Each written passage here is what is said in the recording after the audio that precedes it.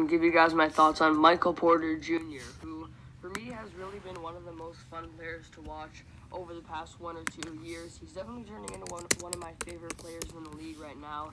And in this video, I really wanted to talk about his overall game going into next season and why I think he'll take a big jump next season and really improve and ultimately have a breakout season next year. And that's the title of today's video, and that's mainly what I'm going to be talking about today, along with the different aspects of his game and overall why I think he's going to improve a lot next season.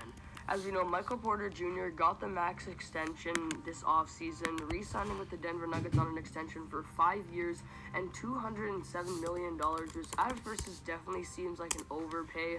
But honestly, I think it was worth it for the Nuggets to keep one of their most valuable assets right now. And this is a guy keeping in mind that 5 years from now, he's definitely going to be a lot better than he is right now. He's here, and he's Big Woo. Continue to progress over all 5 of these years. And really, in my opinion, be one of the best offensive players and one of the best scorers in the entire league. So let me get into my thoughts on Michael. Man, I'm just checking my disc. I haven't been here so long. What I like the most about MPJ right now and so far his young career in the NBA is how he's constantly doing the draft right now. It's inevitable that for the next few seasons he's going to continue with these improvements. Man, I don't know much about football. Better and better each year. Like, honestly, some of the young players in today's game are struggling with a little bit, as you can see examples of guys that don't progress year after year like a guy like MPJ does. And he definitely came into the league with a lot of doubts from different teams and injury struggles, obviously missing his first full season in the NBA, not playing a single game. And originally in the NBA draft in 2018, some mock drafts had him projected to go in the top 5, but his injury that kept him out all of that season allowed him to fall all the way back to 14th. And good. Highball. Got another draft I have way too many. In the 2018 draft, getting him 14th overall, but he missed all of that season. Then in the 2019 and 20 season, he definitely showed a little bit of his promise as a role player, but before the NBA bubble was only averaging about 7 points per game, and then really did break out in the NBA bubble, improved a ton, and ended up averaging 9 points per game in total over the course of that season. But still a little bit of a slow start to his career considering what expectations he had going into the league. But especially scoring-wise, he definitely took a big leap last year. And ever since Jamal Murray was out for the Nuggets after tearing his ACL, he was absolutely the second option on this team and was really good with Jamal Murray out, taking on the role being that second option as well. I really like how he is as a player. Not only when he has the ball in his hands, he's very good in transition. He has a KD type of play style. I mean, sometimes in transition, he's just pulling up off the dribble and shooting threes. I agree strongly with this one. Hey, I've answered all my Discord pretty much. Up and shoot turnaround jumpers, and a lot of his shots are assisted as he does a great job of spacing the floor. I agree. Being a threat from the corners, having good off-ball movement, and overall being one of the best shooters in the NBA right now. And overall, when it comes to his overall scoring ability, last season overall averaging 19 points per game over the course to say I might go back with this one, honestly. And he actually averaged almost 24 points per game in the last 16 games of last season, which were all without Jamal Murray. The last year in the playoffs, he did drop a little bit, only averaging 17.5 points per game, but still a pretty good playoff performance for a guy playing in his first full playoffs as the second option of a team and having a lot of pressure. What really impresses me the most about MPJ is how he scores so efficiently. And well, yes, this is okay. That kind of makes sense. Which I definitely think is sustainable for him, considering that he was still able to keep this up when Jamal Murray was out of the lineup and he was taking on more responsibility. But if he does take on more responsibility and get more shots per game, I still think he's going to have this type of efficiency, which is really absolutely insane. I mean, last year having a 54.2 field goal percentage, which is 7.6% above average, as you can see as I'm putting up on the screen here. Their percentage relative to the league average right now, and MPJ is way above average in all of these categories here. Cal Quarter, he exists. 44.5.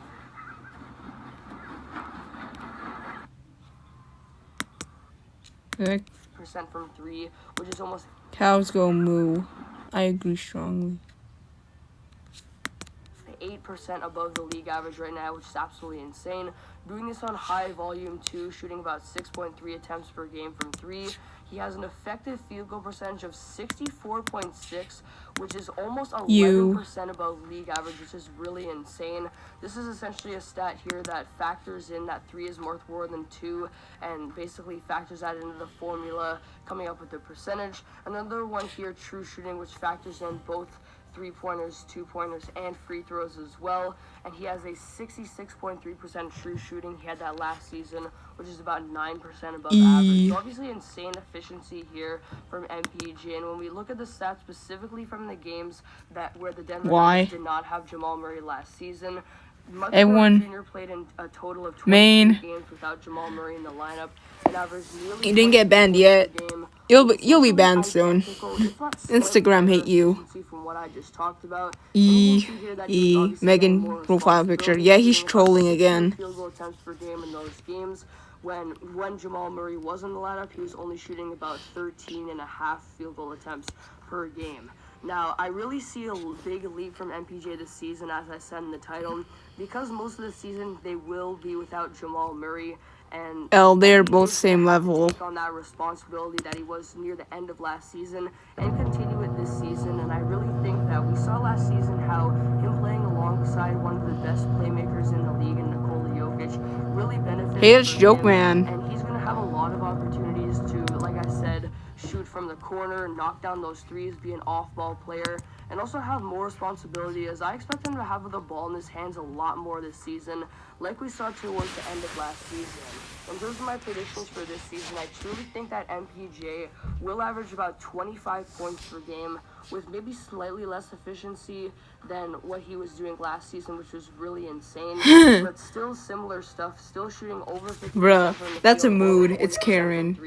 And probably over 60 or maybe even over 65% true shooting. So I definitely have a lot of high expectations for MPJ here, and I expect him to have a breakout season when it comes to scoring the ball at least, as he's, like I said, going to have a lot more responsibility, really to continue to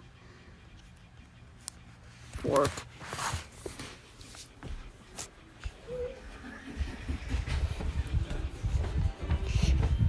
I did not know you could do that. I did not know you could do. Main. Look at this. I did not know you can do that. Look at this. So I definitely have a lot of high expectations for MPJ here. Aggressive and I expect him eating. to have a breakout season when it comes to scoring the ball at least, as he's, like I said, going to have a lot more responsibility, really to continue to mature as a player and keep up his historic efficiency. Now, other than MPJ showing as potentially being one of the best scorers in the league already and one of the best shooters, some of the other aspects to his game are lacking a little bit, and he's not incredibly versatile, but I still think that some of the other aspects of his game could be a little bit underrated. That's an L. I definitely think he's Whoosh fan account.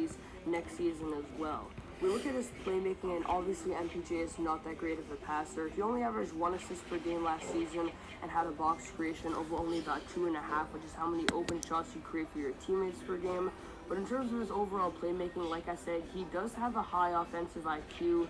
He is very good at moving off ball, getting to a spot, and spotting up and shooting off ball and coming off of screens and creating open shots for himself. And I expect him to this year, mature a little bit in this aspect of the game, and also learn how to incorporate Pickle Pack better a little bit more into the game next season. I think he's going to improve in this aspect of the game overall. So again, expecting some improvements there from MPJ. Hi, casual. In terms of his defense, right now I definitely say he's a slightly under-average defender.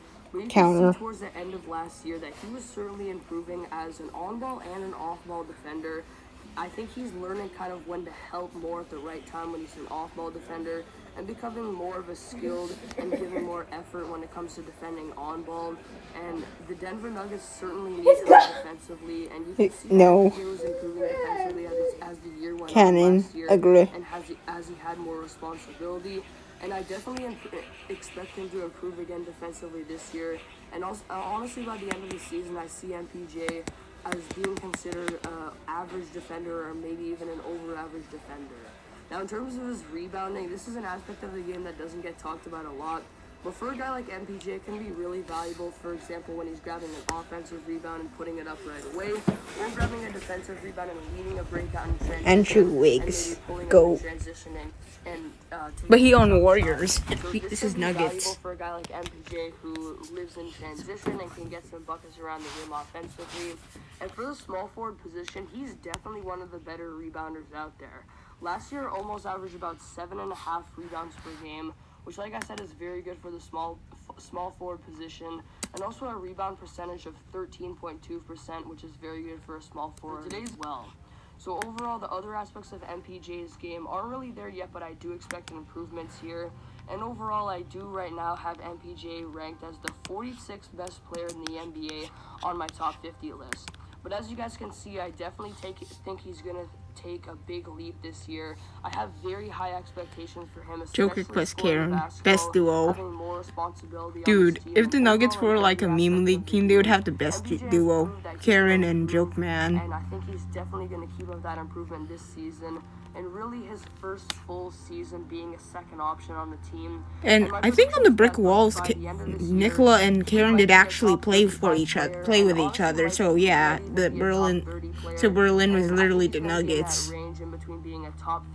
But they did that before those two ever got together, so they're original. That's my prediction on Michael Porter Jr. and my expectations for him going into next season, and ultimately why I think he's going to have a breakout season next year. No. Like I said, I expect him to improve in pretty much every aspect of the game and keep up his efficiency that he's had. It's NFL time. We do not care. Year, which was very, very impressive. And overall, I expect him to average 25 points per game next season and almost be considered a borderline top 30 player.